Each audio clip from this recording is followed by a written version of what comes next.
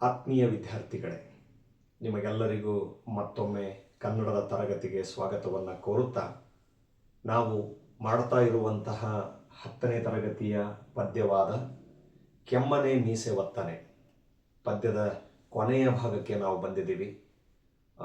ಆ ಭಾಗವನ್ನು ನೋಡೋದಕ್ಕಿಂತ ಮುಂಚೆ ಹಿಂದಿನ ತರಗತಿಯಲ್ಲಿ ಅದರ ಬಗ್ಗೆ ಏನನ್ನು ತಿಳಿದಿದ್ವಿ ಅನ್ನೋದನ್ನು ಒಂದು ಸ್ವಲ್ಪ ನೆನಪು ಮಾಡಿಕೊಂಡು ಪದ್ಯದ ಕೊನೆಯ ಭಾಗಕ್ಕೆ ಬಂದ್ಬಿಡೋಣ. ಹಿಂದಿನ ತರಗತಿಯಲ್ಲಿ ದ್ರೋಣಾಚಾರ್ಯ ಯಾರನ್ನ ಭೇಟಿ ಮಾಡುವಂತಹ ಸಂದರ್ಭ, ತನ್ನ ಸ್ನೇಹಿತನಾಗಿದ್ದಂತಹ ದ್ರುಪದನನ್ನು ಭೇಟಿ ಮಾಡುವಂತಹ ಸಂದರ್ಭವನ್ನು ನೀವು ಕೇಳಿದ್ರಿ. ದ್ವಾರಪಾಲಕ ಬಿಡದೇ ಇದ್ರೂ ಕೂಡ ಒತ್ತಂಬರದಿಂದ ಅಂದರೆ ಒತ್ತಾಯಪೂರ್ವಕವಾಗಿ ಒಳಗಡೆ ಹೋಗಿ, ರಾಜಸಭೆಯ ಒಳಗಡೆ ಹೋಗಿ ನೇರವಾಗಿ ದ್ರುಪದನನ್ನು ಕಂಡು ಹೇಳ್ತಾನೆ, ನಾನು ನೀನು ಇಬ್ಬರು ಬಾಲ್ಯದಲ್ಲಿ ಒಡನೆ ಓದಿದೆವು, ಒಡನೆ ಆಡಿದೆವು, ನಿನಗಿದರ ಪರಿಚಯವಿಲ್ವಾ ಅಂತ ಕೇಳಿದಾಗ ದ್ರುಪದ ತುಂಬಿದ ಸಭೆಯಲ್ಲಿ ದ್ರೋಣನನ್ನು ಅವಮಾನ ಮಾಡಿದ್ದನ್ನು ನೀವು ಗಮನಿಸಿದ್ರಿ. ಅವನು ಹೇಳಿದಂತಹ ಒಂದು ಮಾತು ನಿಮಗೆ ನೆನಪಿರಬೇಕು. ಅದೆಲ್ಲಿ ಕಂಡೆಯೋ, ಯಾರಿಗೆ? ಮಹೀಪತಿಗಂ, ಹಾಗೇನೆ ಬ್ರಾಹ್ಮಣ ವಂಶಜಗಂ, ದ್ವಿಜ ವಂಶಜಗಂ. ಗೊತ್ತಿರ್ಬೇಕಲ್ಲ, ಏತರ ಕೆಳೆ. ಒಬ್ಬ ರಾಜನಾದವನಿಗೂ ಒಬ್ಬ ಬ್ರಾಹ್ಮಣನಿಗೂ ಅದೆಲ್ಲಿಯ ಗೆಳೆತನ ಉಂಟಾಗೋದಕ್ಕೆ ಸಾಧ್ಯ? ನೀನೆಲ್ಲೋ ದಾರಿಯನ್ನ ತಪ್ಪಿ ಬಂದಿದೀಯ ಅಂಥೇಳಿ ಬಹಳ ಒಂಥರ ಚುಚ್ಚು ಮಾತುಗಳಿಂದ, ಅವಮಾನದ ಮಾತುಗಳಿಂದ ನಾಚಿಕೆ ಉಂಟಾಗುವ ಹಾಗೆ ಮಾಡ್ತಾನೆ. ಯಾರು? ರಾಜ ದ್ರುಪದ. ಕಡುಸಿಗ್ಗು ಮಾಡಿದಂ, ನೀವು ಕೇಳಿದಿರಿ. ಕೊಂಬ ಸಂಭವನನ್ ಕಡುಸಿಗ್ಗು ಮಾಡಿದನಂ. ಅತಿಯಾದ ಬೇಸರವನ್ನ ಆಗೋ ರೀತಿಯಲ್ಲಿ ಮಾಡ್ತಾನ. ಈ ಮಾತುಗಳನ್ನ ಕೇಳಿದ ಮೇಲೆ ಉತ್ತರವಾಗಿ ಗುರು ದ್ರೋಣಾಚಾರ್ಯ ತನ್ನ ಗೆಳೆಯನಾದ ದ್ರುಪದನಿಗೆ ಕೊನೆಯ ಮಾತುಗಳನ್ನು ಏನು ಹೇಳ್ತಾನೆ ಅನ್ನೋದು ಪದ್ಯದ ಕೊನೆಯ ಭಾಗದ 2 ನುಡಿಗಳಲ್ಲಿ ಬಂದಿದೆ. ಅದು ಏನಿದೆ ಅನ್ನೋದನ್ನು ಈ ದಿನದ ತರಗತಿಯಲ್ಲಿ ನಾವು ನೋಡ್ತಾ ಹೋಗೋಣ. ಪುಸ್ತಕನೆಲ್ಲರೂ ಕೂಡ ತೆಗೆದಿದ್ದೀರಿ ಅಂತ ಅನ್ಕೊಳ್ತೀನಿ ಮಕ್ಕಳೇ. ಪದವಿಂಗಡಣ ಓದುವಿನಲ್ಲಿ ನೋಡ್ತಾ ಹೋಗಿ. ನೋಡಿ, ನಾವು ಎಲ್ಲಿಗೆ ಬಂದಿದ್ವಿ? ಅಲ್ಲೈತಿ. ಏನದು? ದ್ರುಪದನಂ ಕಡುಸಿಗ್ಗು ಮಾಡಿದನ್ ಅನ್ನೋದನ್ನ ನೀವು ಸಾಲು ನೋಡ್ತಾ ಇದ್ದೀರಿ ಅಂತ ಭಾವಿಸ್ತೀನಿ. ಅಲ್ಲಿಂದ ಮುಂದಕ್ಕೆ ನೋಡಿ, ಮುಂದೆ ವಚನದ ಭಾಗ ಇದೆ. ಹೀಗೆ ಮಾಡಿದಾಗ ಮತ್ತು ಏನು ಹೇಳ್ತಾನೆ ಅವನು, ಏನು ಮಾಡ್ತಾನೆ ದ್ರುಪದ ನೋಡಿ ಅಲ್ಲಿ. ಅಂತೂ ಮಾಡಿದುದಂ ಅಲ್ಲದೆ, ಅಷ್ಟು ಬರೇ ಮಾತಾಡಿ ಬಿಟ್ಟಿದ್ರೆ ಮುಗಿದೋಯ್ತು. ಅಷ್ಟಕ್ಕೆ ಬಿಡ್ಲಿಲ್ಲ ರಾಜ ದ್ರುಪದ. ದ್ರೋಣನನ್ನ ಏನ್ ಮಾಡ್ತಾನಂದ್ರೆ, ಅಂತೂ ಮಾಡಿದುದಂ ಅಲ್ಲದೆ, ಹಾಗೆ ಮಾಡಿದ್ದೂ ಅಲ್ಲದೆ ಮತ್ತೇನ್ ಮಾಡ್ತಾನೆ ಅಲ್ಲಿದೆ ನೋಡಿ. ಏನ್ ಹೇಳ್ತಾನೆ? ಈ ನಾಣಿಲಿ ಪಾರ್ವನನ್ ಎಳೆದು ಕಳೆಯಿಂ. ಈ ನಾಣಿಲಿ ಪಾರ್ವನನ್ ಗೊತ್ತಿದೆ ಮಕ್ಕಳೇ, ನಾನು ಹಿಂದಿನ ತರಗತಿಯಲ್ಲೇ ಹೇಳಿದ್ದೀನಿ ಯಾವ ಪದವನ್ನ. ನಾಣಿಲಿ. ನಾಣಿಲಿ ಅಂತಂದು ಹೇಳಿದರೆ ನಾಚಿಕೆ. ಪಾರ್ವನನ್, ಪಾರ್ವ ಅನ್ನೋ ಪದವನ್ನು ಕೂಡ ಹಿಂದಿನ ತರಗತಿಯಲ್ಲಿ ನಾನು ಹೇಳಿದ್ದೀನಿ. ಏನು ಪಾರ್ವನನ್ ಅಂತಂದ್ರೆ ಇಲ್ಲಿ ಬ್ರಾಹ್ಮಣನನ್ನು, ನಿಮಗೆ ಗೊತ್ತಿರಬೇಕು. ಅಂದ್ರೆ ಇಲ್ಲಿ ಬರೇ ನಾಣಿಲಿ ಅಂದ್ರೆ ಬರೇ ನಾಚಿಕೆ ಅಲ್ಲ. ನಾವು ವಾಕ್ಯವನ್ನ ಅರ್ಥ ಮಾಡಿಕೊಂಡಾಗ ಈ ನಾಚಿಕೆ ಇಲ್ಲದಂತಹ ಪಾರ್ವನನ್ನ, ಬ್ರಾಹ್ಮಣನನ್ನ ಎಳೆದು ಏನಿದೆ ನೋಡಿ, ಕಳೆಯುಂ ಎಂಬುದಂ. ಈತನನ್ನ ಎಳೆದುಕೊಂಡು ಹೋಗಿ ಹೊರಗಡೆಗೆ ಬಿಡಿ, ಆತನನ್ನ ಹೊರಗಡೆ ಹಾಕಿ ಎಳೆದು ತಳ್ಳಿರಿ. ಎಳೆದು ಕಳೆಯುಂ ಎಂಬುದಂ. ಆ ರೀತಿಯಲ್ಲಿ ಆಜ್ಞೆಯನ್ನ ಮಾಡ್ತಾನ. ಯಾರು? ರಾಜ ದ್ರುಪದ ತನ್ನ ಸೇವಕರಿಗೆ. ಇವನೆಲ್ಲೋ ನಾಚಿಕೆ ಕೆಟ್ಟಂತಹ ಬ್ರಾಹ್ಮಣನಿದ್ದಾನೆ, ಇವನನ್ನು ಹೊರಗೆ ಎಳೆದು ತಳ್ಳಿರಿ, ಹೊರಗೆ ಹಾಕ್ರಿ ಇವನನ್ನು ಅರಮನೆಯಿಂದ. ಆ ರೀತಿಯಲ್ಲಿ ಹೇಳಿದಾಗ ಅದನ್ನ ಕೇಳಿಸಿಕೊಂಡಂತಹ ದ್ರೋಣಾಚಾರ್ಯ ಉತ್ತರವನ್ನ ಕೊಡ್ತಾನೆ. ಮುಂದೆ ನೋಡಿ, ಅಲ್ಲಿದೆ ದ್ರೋಣನ್ ಇಂತೆಂದಂ. ಆ ದ್ರುಪದನ ಆ ಮಾತನ್ನ ಕೇಳಿ ದ್ರೋಣನ್ ಇಂತೆಂದಂ ಈ ರೀತಿಯಾಗಿ ಹೇಳ್ತಾನೆ. ಏನಂತ ಹೇಳ್ತಾನೆ ನೋಡಿ, ಅಲ್ಲಿದೆ. ಚಂಪಕಮಾಲ ವೃತ್ತದ ಪದ್ಯಭಾಗ. ಅದು ಮುಂದೆ ನುಡಿ ತಡವಪ್ಪುದು. ಒಂದೊಂದೇ ರಾಜ ದೃಪದ ಮಾಡಿದಂತಹ ಆ ಒಂದು ಅವಮಾನವನ್ನ, ಅವನ ಗುಣಲಕ್ಷಣಗಳನ್ನ, ಅವನ ಮಾತುಗಳ ಮೂಲಕ ಗಮನಿಸಿದ ದ್ರೋಣ ಹೇಳ್ತಾನೆ. ಏನಂತ ಹೇಳ್ತಾನೆ ದೃಪದನಿಗೆ? ನುಡಿ ತಡವಪ್ಪುದು. ನುಡಿ ಅಂದ್ರೆ ಏನು ಹೇಳಿ? ಬಹಳ ಸರಳವಾಗಿರುವಂತಹ ಪದ ಇದು. ನುಡಿ ಅಂದ್ರೆ ಮಾತು. ಏ ದೃಪದ, ಗೆಳೆಯನಿಗೆ ಹೇಳ್ತಾನ ತುಂಬಿದ ಸಭೆಯಲ್ಲಿ, ನಿನ್ನ ನುಡಿ, ನಿನ್ನ ಮಾತು ತಡವಪ್ಪುದು. ತಡವಪ್ಪುದು ಅಂದ್ರೆ ತಡವರಿಸ್ತಾ ಇದೆ. ಸ್ಪಷ್ಟವಾಗಿ ನಿನ್ನ ಕೈಯಲ್ಲಿ ಮಾತುಗಳು ಬರ್ತಾ ಇಲ್ಲ. ನುಡಿ ತಡವಪ್ಪೋದು. ಮಾತುಗಳು ಒಂದು ರೀತಿ ತಡವರಿಸೋದು ಯಾವಾಗಂದ್ರೆ ಮಕ್ಕಳೇ, ನಾವೇನಾದ್ರೂ ತಪ್ಪು ಮಾಡಿದಾಗ ನಮ್ಮ ಮಾತುಗಳು ಸ್ಪಷ್ಟವಾಗಿ ಬರಲ್ಲ, ತಡವರಿಸ್ತವೆ. ನಿನ್ನ ಬಾಯಲ್ಲೂ ಕೂಡ ಈಗ ಹಾಗೆ ಆಗ್ತಾ ಇದೆ. ನಿನ್ನ ಮಾತುಗಳು ತಡವರಿಸ್ತಾ ಇದ್ದಾವೆ. ಅದೇ ಅಷ್ಟೇ ಅಲ್ಲ, ಒಂದು ಮೊಗದೊಳ್ಳು ಮರುಕಂ ದೊರೆಕೊಳ್ಳುವುದು. ಒಂದು ಮೊಗದೊಳ್ಳು, ಇದು ತತ್ಸಮ ತದ್ಭವದ ಪದ ಮಕ್ಕಳೇ, ನಿಮಗೆ ಗೊತ್ತಿರಬೇಕು. ಮುಖ, ಮುಖ ಅನ್ನೋ ಪದಕ್ಕೆ ಏನು ತದ್ಭವ ರೂಪ? ಮೊಗ. ಒಂದು ಮೊಗದೊಳ್ಳು. ಒಳ್ಳು ಅನ್ನೋದನ್ನು ನಾನು ಸಾಕಷ್ಟು ಬಾರಿ ಹೇಳಿದ್ದೀನಿ. ಒಳ್ಳಂದ್ರೆ ನಿಮಗೆ ಗೊತ್ತಿರಬೇಕು, ಅದು ಹಳೆಗನ್ನಡದಲ್ಲಿ ಅದರ ಅರ್ಥ ಅಲ್ಲಿ. ಇದು ಸಪ್ತಮಿ ವಿಭಕ್ತಿ ಪ್ರತ್ಯಯ ಆಗುತ್ತೆ ಮಕ್ಕಳೇ. ಹಳೆಗನ್ನಡದಲ್ಲಿ ತುಂಬ ಸಲ ಕೇಳ್ತಾನೆ. ಒಂದು ಮೊಗದೊಳ್ಳು, ಇಲ್ಲೇ ಅರ್ಥ ಮಾಡ್ಕೊಳಕತ್ತೀವಿ. ಮುಖದಲ್ಲಿ, ಯಾರ ಒಬ್ಬರ ಮುಖದಲ್ಲಿ ಏನು ಮರುಕಂ ದೊರೆಕೊಳ್ಳುವುದು. ಮರುಕಂ, ಇದು ಹಳೆಗನ್ನಡ ಇದೆ ಮಕ್ಕಳೇ. ನೋಡಕತ್ತೀರಲ್ಲ ನೀವೆಲ್ಲರೂ ಕೂಡ ಪುಸ್ತಕದಲ್ಲಿ. ಮರುಕಂ, ಮರುಕಂ ಅಂತಂದು ಹೇಳಿದ್ರೆ ಇದಕ್ಕೆ ನಾವು ಏನನ್ನ ಅರ್ಥವನ್ನ ಹೇಳ್ಬೋದು ಅಂತ ಹೇಳಿದ್ರೆ ವಕ್ರಚೇಷ್ಟೆ, ಅಥವಾ ಇನ್ನೂ ಒಂದು ಪದ ಅಪಹಾಸ್ಯ. ಯಾರ ಮುಖದಲ್ಲಿ ಈ ವಕ್ರಚೇಷ್ಟೆ ಅಂದ್ರೆ ಇನ್ನೊಬ್ಬರನ್ನ ಒಂದು ರೀತಿಯಾಗಿ ಅವಮಾನಗೊಳಿಸುವಂತಹ ಒಂದು ಮುಖಲಕ್ಷಣ ಕಾಣುತ್ತೆ, ಅಥವಾ ಅಪಹಾಸ್ಯ ಮಾಡೋ ರೀತಿಯಲ್ಲಿ ಅವರ ಮುಖ ಲಕ್ಷಣ ಕಾಣುತ್ತೆ, ಅದಕ್ಕೆ ಇಲ್ಲಿ ಬಳಸಿರುವಂತಹ ಪದ ಏನಪ್ಪಾ ಅಂದ್ರೆ ಮರುಕಂ. ಒಂದು ಮೊಗದೊಳ್ ಮರುಕಂ ದೊರೆಕೊಳ್ಳುವುದು. ದೊರೆಕೊಳ್ಳುವುದು ಅಂದ್ರೆ ಆ ರೀತಿಯ ಲಕ್ಷಣ ಎದ್ದು ಕಾಣ್ತಾ ಇದೆ. ಯಾರ ಮುಖದಲ್ಲಿ? ಈಗ ರಾಜ ದೃಪದನ ಮುಖದಲ್ಲಿ. ಅದನ್ನ ದ್ರೋಣ ಹೇಳಕತ್ತಾನ, ನಿನ್ನ ಮುಖದಲ್ಲಿ ವಕ್ರಚೇಷ್ಟೆ ಅಂದ್ರೆ ಈ ತುಂಬಿದ ಸಭೆಯಲ್ಲಿ ನನ್ನನ್ನು ಅವಮಾನಗೊಳಿಸ್ತಕ್ಕಂತಹ, ನನ್ನನ್ನು ಅಪಹಾಸ್ಯಗೊಳಿಸುವಂತಹ ಲಕ್ಷಣಗಳು ನಿನ್ನ ಮುಖದಲ್ಲಿ ಎದ್ದು ಕಾಣ್ತಾ ಇದೆ. ಅದು ಒಂದನ್ನು ಹೇಳ್ತಾನೆ. ಅದಷ್ಟೇ ಅಲ್ಲದೆ, ಒಂದು ನಾಣ್ಗೆ ಎಡೆಗುಡದೆ ಇರ್ಪುದು. ಒಂದು ನಾಣ್ಗೆ, ನಾಣ್ಗೆ ಅಂದ್ರೆ ಇದೆ ಮಕ್ಕಳೇ ಮತ್ತೆ ಅರ್ಥ.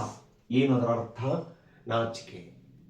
ಒಂದು ನಾಣ್ಗೆ ಎಡೆಗೊಡದೆ ಇರ್ಪುದು. ಎಡೆಗೊಡದೆ ಇರ್ಪುದು ಅಂದ್ರೆ ನಾಚಿಕೆ ಇಲ್ಲದೆ ನೀನು ಮಾತುಗಳನ್ನ ಮಾತಾಡ್ತಾ ಇದೀಯ ಅತಿರೇಕದಿಂದ. ನಾಚಿಕೆ ಇಲ್ಲದ ರೀತಿಯಲ್ಲಿ ನಿನಗೆ ಮಾತುಗಳು ಒಂದು ಸ್ವಲ್ಪನೂ ಅವಕಾಶ ಕೊಡಲಿಲ್ಲದಂಗೆ ನೀನು ಮಾತಾಡ್ತಾ ಇದೀಯ. ಇದು ಅದರ ಅರ್ಥ. ಆಮೇಲೆ ಒಂದು ನುಡಿಗಳ ಮರೆಯಿಂ ಮರೆಯಿಪ್ಪುದು. ಒಂದು ನುಡಿಗಳ್ ಮರೆಯಿಂ, ಇದು ಅರ್ಥ ಗೊತ್ತಿಟ್ಕೋಬೇಕು ಮಕ್ಕಳೇ. ಮೊರೆಯಿಂ ಅಂತ ಬಂತು ನೋಡಿ, ಏನ್ ಪದ ಬಂತು? ಮೊರೆಯಿಂ. ಮೊರೆಯಿಂ ಅಂತಂದು ಹೇಳಿದ್ರೆ ಬಾಂಧವ್ಯ ಅಥವಾ ಸಂಬಂಧ. ಇದು ನಿಮಗೆ ಗೊತ್ತಿರಬೇಕು. ಬಾಂಧವ್ಯ ಅಥವಾ ಸಂಬಂಧ ಏನದರ ಅರ್ಥ? ಮೊರೆಯಿಂ. ಮರೆಯಿಪ್ಪುದು ಏನೈತದು? ಇಡೀ ಸಾಲನ್ನ ಗಮನಿಸ್ರಿ. ಒಂದು ನುಡಿಗಳ್ ಮೊರೆಯಿಂ ಮರೆಯಿಪ್ಪುದು.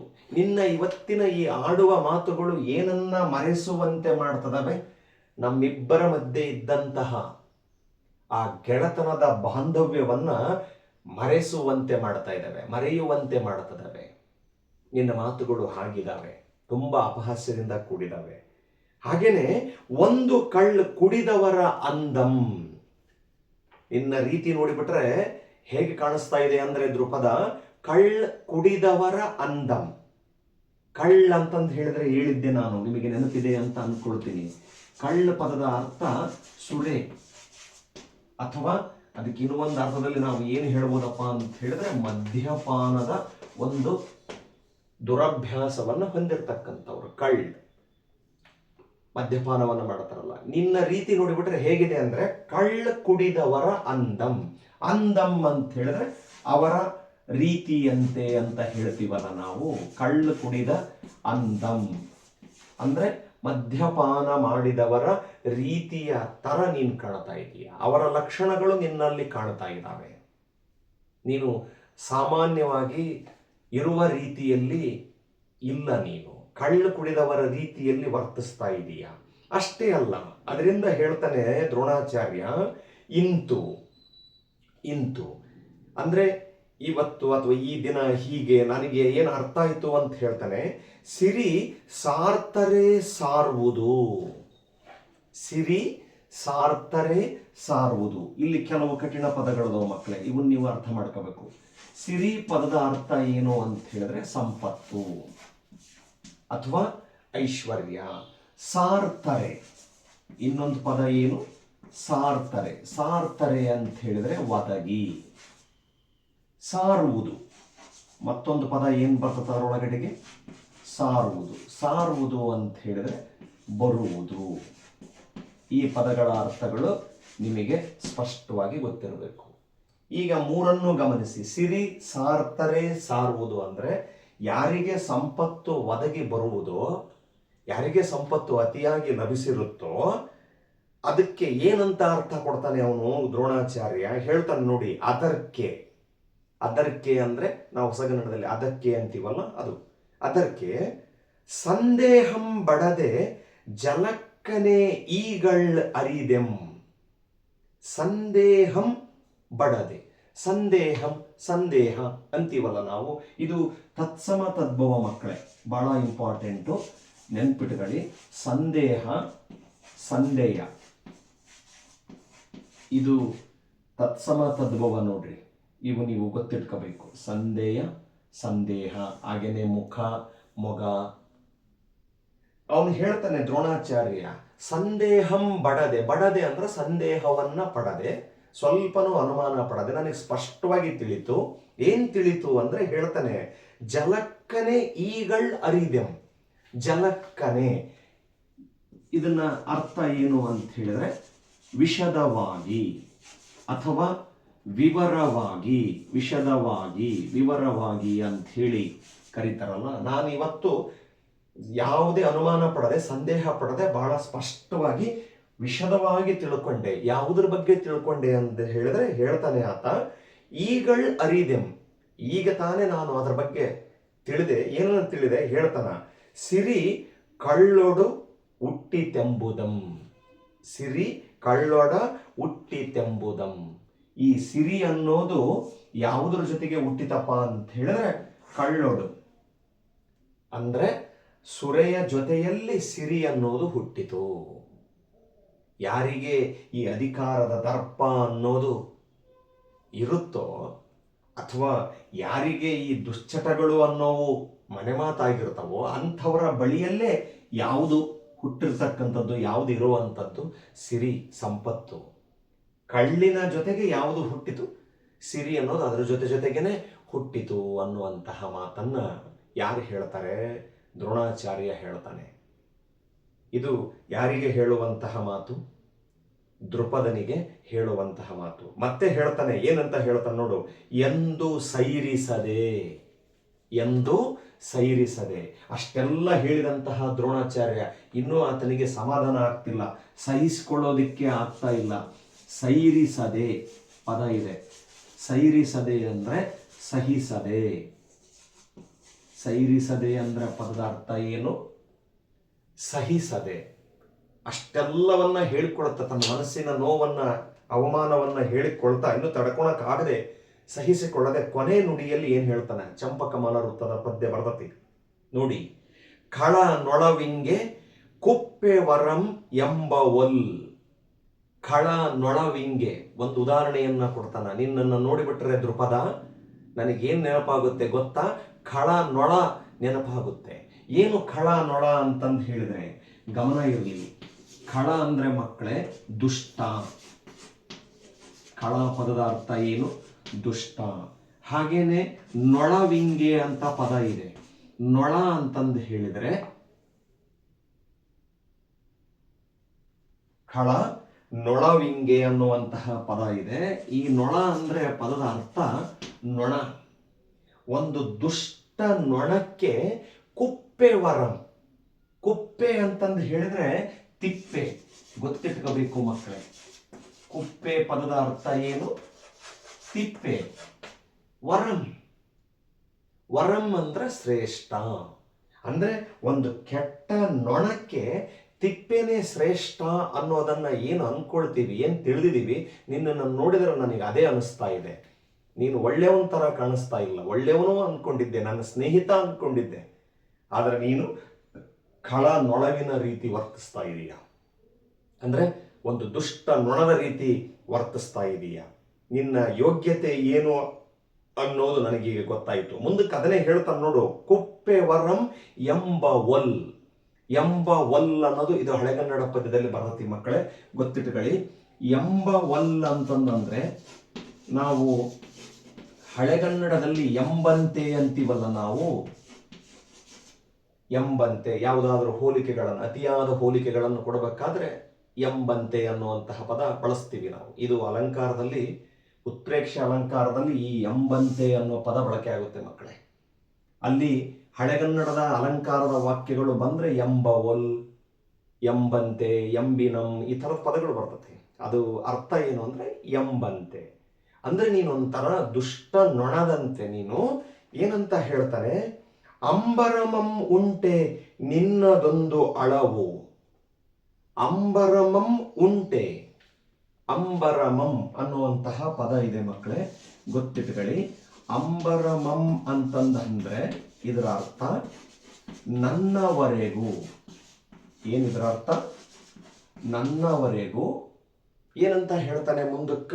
ಉಂಟೆ ನಿನ್ನದೊಂದು ಅಳವು. ನನ್ನವರೆಗೂ ಇರೋದಿಕ್ಕೆ ಸಾಧ್ಯನ? ನನ್ನವರೆಗೂ ಉಂಟೆ ನಿನ್ನದೊಂದು ಅಳವು. ನಿನ್ನದೊಂದು ಅಳವು. ಅಳವು ಅಂತಂದು ಹೇಳಿದ್ರೆ ನಿನ್ನ ಪರಾಕ್ರಮ. ಅಥವಾ ಇದಕ್ಕಿನ್ನೊಂದು ಪದವನ್ನ ನಾವು ಏನು ಹೇಳ್ಬೋದಪ್ಪ ಅಂತ ಹೇಳಿದ್ರೆ ನಿನ್ನ ಯೋಗ್ಯತೆ. ಅಳವು. ನನ್ನವರೆಗೂ ಉಂಟ ನಿನ್ನ ಪರಾಕ್ರಮ, ನಿನ್ನ ಶಕ್ತಿ, ನಿನ್ನ ಸಾಮರ್ಥ್ಯ ಇರೋದಕ್ಕೆ ಸಾಧ್ಯ ಇಲ್ಲ. ಅದಕ್ಕೆ ಹೇಳ್ತಾನೆ, ಏನಂತ ಹೇಳ್ತಾನೆ?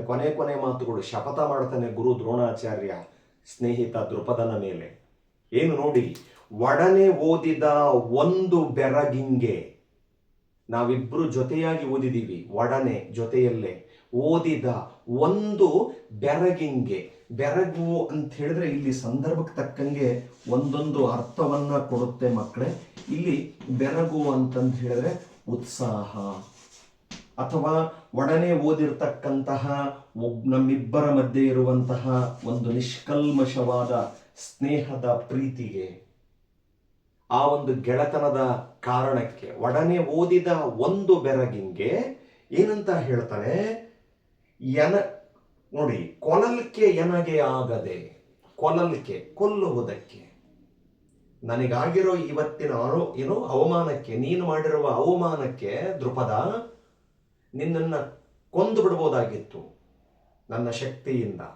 ಆದರೆ ಜೊತೆಯಲ್ಲೇ ಓದಿದೀವಿ ಅನ್ನುವಂತಹ ಒಂದೇ ಒಂದು ಕಾರಣಕ್ಕೆ, ಆ ಒಂದು ಉತ್ಸಾಹ ಪ್ರೀತಿಗೆ ಕೊಲ್ಲಲಿಕ್ಕೆ ಆಗದೆ, ನಿನ್ನನ್ನು ಕೊಲ್ಲೋದಕ್ಕೆ ಮನಸ್ಸಾಗ್ತಾ ಇಲ್ಲ. ನೀನು ನನ್ನನ್ನ ಸ್ನೇಹಿತ ಅನ್ನೋದನ್ನ ಮರೆತಿರ್ಬೋದು, ಆದರೆ ನಾನು ಮರೆತಿಲ್ಲ. ಆದರೂ ಹೇಳ್ತಾನೆ, ಏನಂತ ಹೇಳ್ತಾನ? ಕೊಲ್ಲಲಿಕ್ಕೆ ಎನಗೆ ಆಗದೆ ಈ ಸಭಾ ವಲಯದೊಳ್ ಎನ್ನನ್ನು ಏರಿಸಿದ ನಿನ್ನನ್. ಈ ಸಭಾ ವಲಯದೊಳ್, ಈ ತುಂಬಿದ ಸಭೆಯಲ್ಲಿ, ರಾಜಸಭೆಯಲ್ಲಿ, ಒಡ್ಡೋಲಗದಲ್ಲಿ ಎನ್ನನ್ನು ಏರಿಸಿದ. ಈ ಪದ ತುಂಬಾ ಸ್ಪಷ್ಟವಾಗಿ ತಿಳ್ಕೋಬೇಕು ಮಕ್ಕಳೇ. ಅಲ್ಲಿದೆ ನೋಡಿ, ಎನ್ನನ್ನು ಏಳಿಸಿದ. ಏಳಿಸಿದ ಅಂದ್ರೆ ಅರ್ಥ ತಿರಸ್ಕರಿಸಿದ. ಇಷ್ಟು ತುಂಬಿದ ಸಭೆಯಲ್ಲಿ ನನ್ನನ್ನ ನೀನು ತಿರಸ್ಕಾರ ಮಾಡಿದೆಯಲ್ಲ, ಅವಮಾನ ಮಾಡಿದೆಯಲ್ಲ ಎಲ್ಲರ ಮುಂದೆ. ನೀನು ನನ್ನನ್ನ ಏಳಿಸಿದ ನಿನ್ನನ್ ಅನಾಕುಳಂ.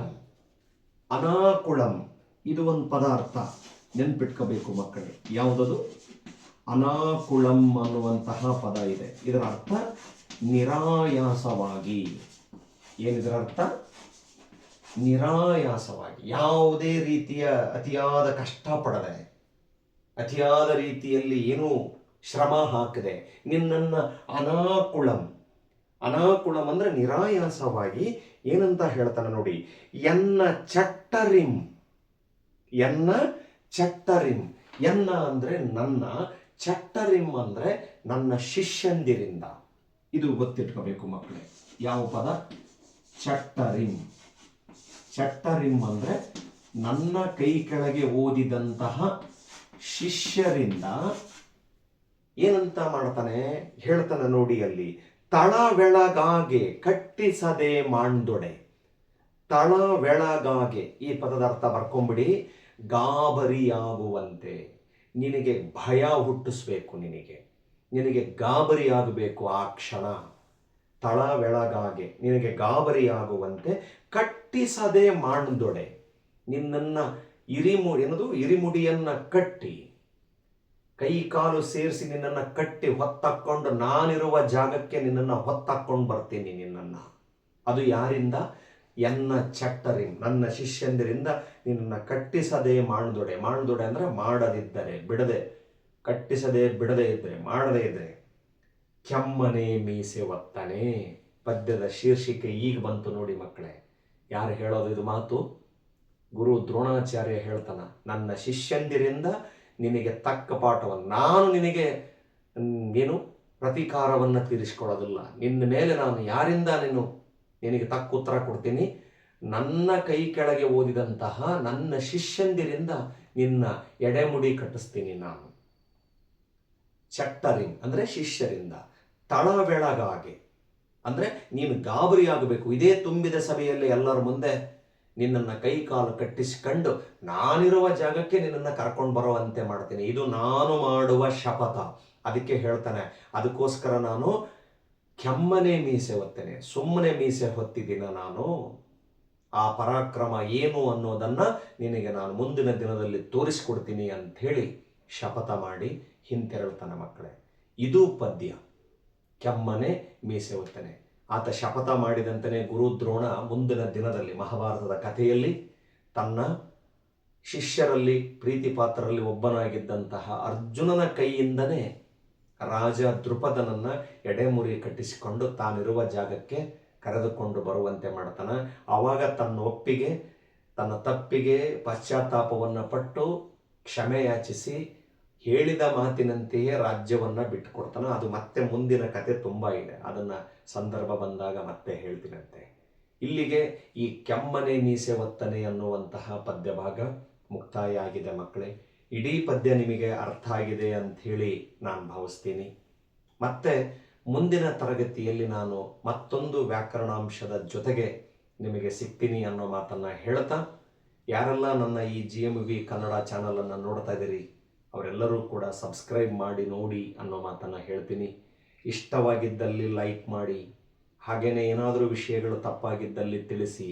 ಅದರ ಜೊತೆಗೆ 10ನೇ ತರಗತಿ ಮಕ್ಕಳಿಗೆ ಇದನ್ನು ಶೇರ್ ಮಾಡಿ ಅಂತ ನಾನು ಕೇಳ್ಕೊಳ್ತಾ ಇಂದಿನ ತರಗತಿಯನ್ನು ಇಲ್ಲಿಗೆ ಮುಗಿಸ್ತೇನೆ. ಧನ್ಯವಾದಗಳು.